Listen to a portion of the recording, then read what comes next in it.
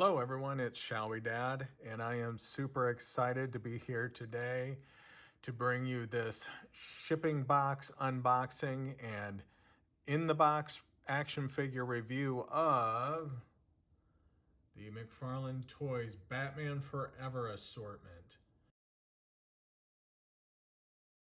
Here we go. I'm going to open up the package off camera, and then we'll, cut the tape and whatnot, and then I'll be back. Okay, I have the shipping box cut open. I'm ready to take these bad boys out.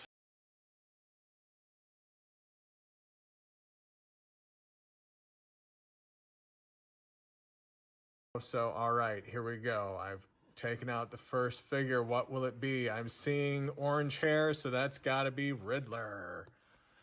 Oh, yeah. So let's take a look here. That has some heft to it. I'm kind of interesting. I'm surprised.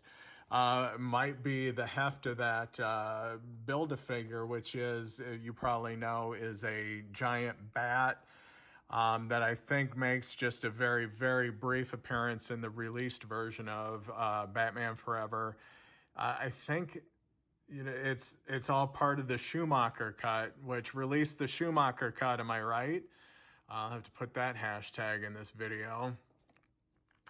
Anyhow, I think this bat is a bigger deal in the Schumacher cut than what it was in the finished film. So, taking a look here, we have the Riddler.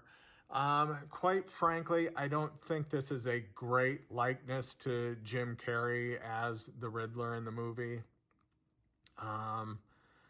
It kind of captures his mirth, I guess, if you will, but I don't think it's a great likeness to Jim Carrey's face as he was shown in the film. But let me tell you, I really like how the figure looks in the box. And I don't unbox my figures. If you watched any of my other videos, you know that I don't unbox. I kind of figure, I buy these for both the collectability, kind of with a mind towards future resale, and just assuming that, future buyers will want these things in the box. So kind of zooming in there, it comes with his question mark cane and this little bat, or not bat bomb, Riddler bomb, or I don't know if they had an actual name in the film, but that was, I think he tossed that thing into the Batmobile and the Batmobile went boom. Also comes with a couple of extra hands. Looks like one, a right hand with the fingers extended and a left hand balled into a fist. It is kind of weird. I don't know why these figures don't come with pairs of hands, so either two extended or two fists, but, who knows? Anyway, what else here? We'll just look on the side. Batman Forever. What do we got on the back? Yeah, big picture of the giant bat, kind of showing the Build-A-Figure, and again, this is the body of the bat, and then the characters along the bottom that are, excuse me, that are part of this wave. There is a trading card back there, kind of hidden. I wish, it seems like now all of the figures I've reviewed, the trading card is kind of hidden behind either the figure or the Build-A-Figure components or other accessories. I kind of wish they'd make that easier to see, because I don't unbox, I don't get to fully enjoy that card. So anyway, what else we got here? What else do I have to say? Interesting here. I'm looking for, they're very clear plastic though. I don't know how easily you can see that, but the plastic ties around his ankles. I was just looking for, and one around just below his chest. I'm wondering there too if I'm seeing one on his arm.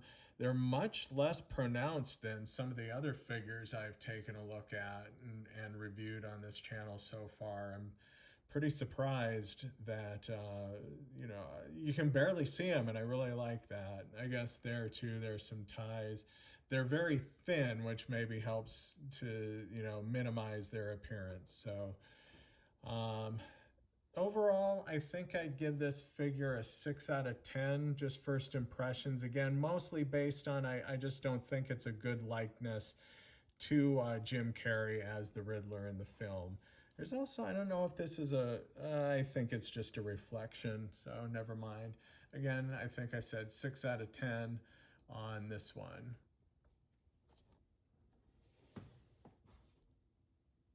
All right, who are we gonna have next? Let's see.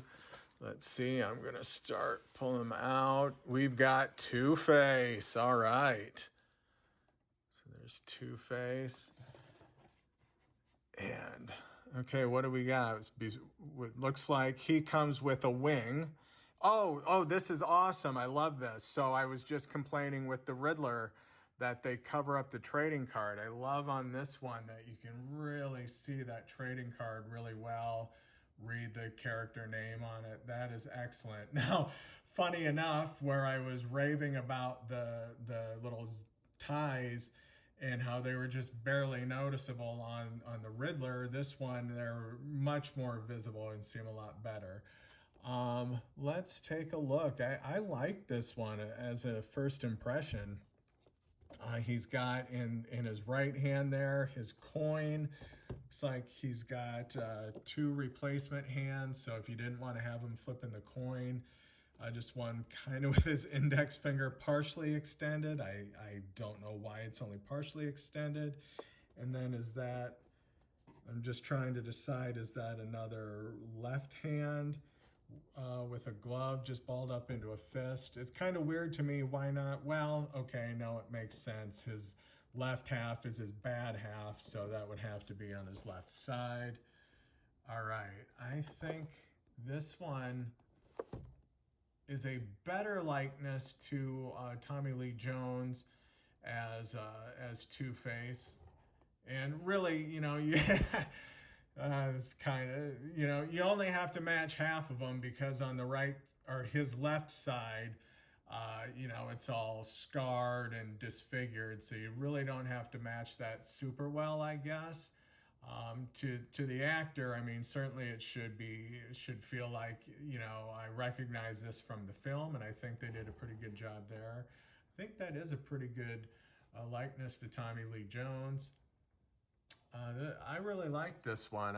I'm giving this one, gosh, I mean, I you know, just again, first impressions here, but I don't see any reason to give it less than a 9. I think it's pretty good. Take a quick look at the back. Again, the picture of the bat, so I assume that's going to be a constant throughout. And then just showing this would be, I guess I'm not sure if that's right or left. It depends on if we're looking at this as a top view or bottom view. Oh, the Nightmare bat. Okay, I'm surprised it's not spelled with a K. But anyhow, and of course I get Nightmare. It's because it's from Bruce's Nightmares. But, you know, they like to get cutesy with any word that has night in it, you know, night like day versus night. But with Batman, it always winds up being K-N-I-G-H-T. So anyhow, here again, the characters, and oh, I didn't notice this on the Riddler, but I'm sure it was there. Here they're just showing this is figure 4 in this wave. Again, we'll take another look. I really like this one. All right, what are we gonna get next? We've got Batman and Robin left, folks. Which one am I gonna pick first here? Well, let's go. I guess we'll go with, I am cheating a little bit. I tipped the box up and I can see what I'm grabbing here, but we have Robin. All right, so let's take a look. At long last, Robin. I gotta tell you, when I saw this film, when I saw the trailers, I was freaking blown away with just how well they captured the look of Robin at the time. So, of course, this is, in the movie, Robin, Dick Grayson. But the costume is really based off of Tim Drake's costume at the time. So kind of a mashup there, if you will, of the character and the costume. And even, I hope I'm not, too far off from saying this, but the characterization of Dick Grayson in the film is almost, he's impetuous, I guess. Obviously having just lost his family, you can understand somewhat where he's coming from, but I almost feel like the characterization of Dick Grayson in both Batman Forever and Batman and Robin is kind of includes elements of Dick Grayson, Jason Todd, and Tim Drake. So anyway, what do you guys think? Do you think I'm right there? Am I just talking out my ass there? I think this is an incredible figure. Really, really good likeness to Chris O'Donnell. You can see there the trading card again. Great job, McFarlane Toys, not covering up the trading card with the Build-A-Figure piece or any of the extra hands there. Gosh, this is so cool. I finally have it. Now, in the film, I guess I'm questioning the gloves and the boots. Were they black or were they green? In the film, he's always in darkness, never well lit. So I don't know if we ever get a great idea of the colors there. His cape, it's kind of hard. You can see obviously the side you're seeing, which is, I guess, would you call that the back side of the cape? The side of the cape that faces, towards us is yellow. Then the back side of it, I think, is a black. And there again, because in the film, he's never very well lit. So I don't really know if that's accurate.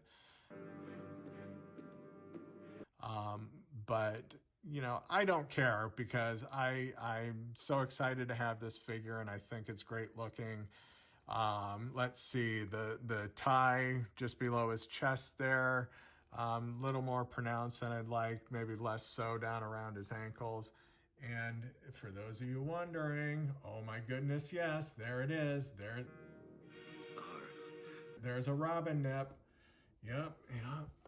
Oh, why Schumacher? I get, these are supposed to be, the suits were supposed to represent like Greek gods or something, the ideal male physique, but I think they really could have left that off. As do so many of you. Getting close up on the Robin. Looks like maybe I'm seeing not a perfect paint job there, little blemishes. Little bit of the gold, if I can, little bit of the gold creeping onto the gold of the R, creeping onto the oval behind. Looks like, I don't know, is it over there? Is some of the gold spilling off, or maybe it shouldn't be? So maybe a couple imperfections there, but and then. And up here, they just really, I think, did a great job capturing Chris O'Donnell's likeness here. The hair seems a bit thicker to me, or maybe a bit thicker and darker, I guess, than what I really think it should be. But what do you guys think? I just think this is great. I'm probably a bit biased because, again, I don't know, I'm kind of a Robin nerd. I don't really know why. Robin and Nightwing. And this is just, I love it. I would give this one, again, it's probably somewhat of nerdy bias, somewhat, but I'm giving this bad boy a 10. I love it. All right, and then that means, last but not least, I won't say saving the best for last because I don't know. I have seen videos of this figure, and I know it has some flaws that kind of detract from it and detract from it being a definitive Batman, or a definitive depiction of Val Kilmer's Batman in the sonar suit. But here we go. Gonna slowly reveal it, turning, and damn, wow. um, sure, the gloves, the boots, the cape and cowl are black, where really they should be the same, I don't know, some kind of blue, black, gray, as the rest of the sonar suit. But I gotta tell you, in my hands, live looking at this, I don't mind it. I don't mind it as much as I thought I would. This is, wow, I really like this. And again, for what little you can see of the face, I think they've done a really great job capturing the likeness of Val Kilmer's, lips and jawline. What you can see of his face there, I think they've done a great job with. I was about to say, oh look, bat nipples, but remember the sonar suit did not have the nipples, which is kind of weird. I wonder why that was. Why they didn't include that. I don't mind. I'm not complaining. Is there just a little bit of an imperfection there in the bat symbol? I see it on camera. I can't see it as much with the naked eye. Oh, if I turn it just into the right light, I can see it. Not a big deal. I probably, for the most part, won't notice it.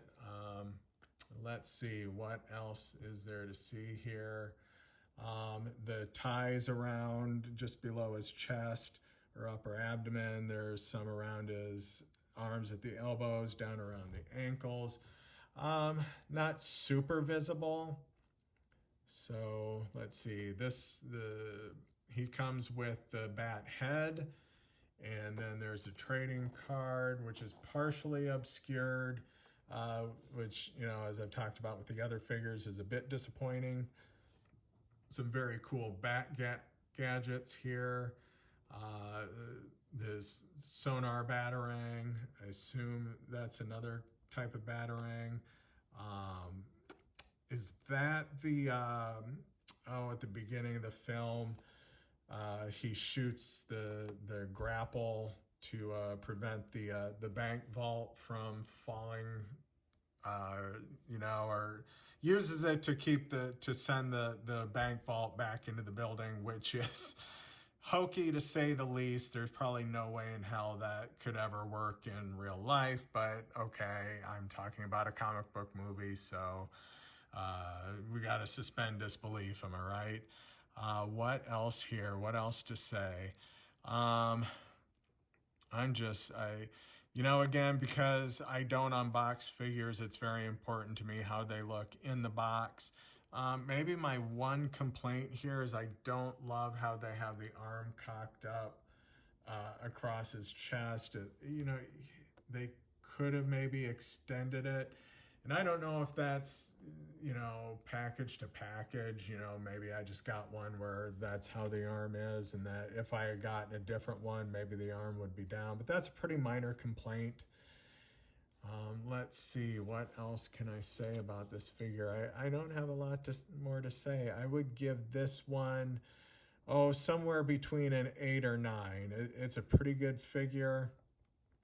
Just maybe that one complaint about how the arm is up across his chest, where I'd rather it were like his right arm here. But all right, I am going to just quickly set all of these back up. We'll get a shot of them all together if I can. One thing I like about the McFarlane packaging, or at least this line, is how each box, how these lines come together, how everything matches up. I wish they had done that down at the bottom where, it comes down here. I wish that went back up so to meet this line. But I do like that they do it up on the top of the boxes. Let's talk about, so I kind of complained about the placement of the arm. Robin is kind of doing the same thing. And if I were going to have any complaints, that it'd be the same thing there. I'd rather the arm were just kind of down to the side there. You kind of feel like the way the plastic is molded, that they could have just had his arm straight. But that's a minor nit on that one. Again, I'm got to be biased somewhat. It doesn't bother me really at all. So this is your Batman Forever wave, Batman, Robin, Two-Face, and the Riddler with the Build-A-Figure Bat. What do you guys think of this line? Do you have these figures? Are they ones you want? So overall, let me see. I rated this one around a 9, a 10. Did I give him a 10? I can't remember, but at least a 9, and I think I gave the Riddler a 6. So what is that? Let's call that 29, 35, and 30. So kind of overall an average for the set of an 8, which is not too shabby. I'm really excited. I'm so glad I got these. I'm so excited to have these as part of my collection. I'm going to love having them on my shelf and enjoy them for years to come. So thank you. If you like this video, please like, subscribe. I've got a bajillion action figures. Really, the McFarlanes are just a small portion. I've got a lot of Marvel figures, some older DC Direct. I've got a ton of Star Wars figures and just lots of fun stuff that I plan to showcase on this channel. Thanks, everyone. Bye.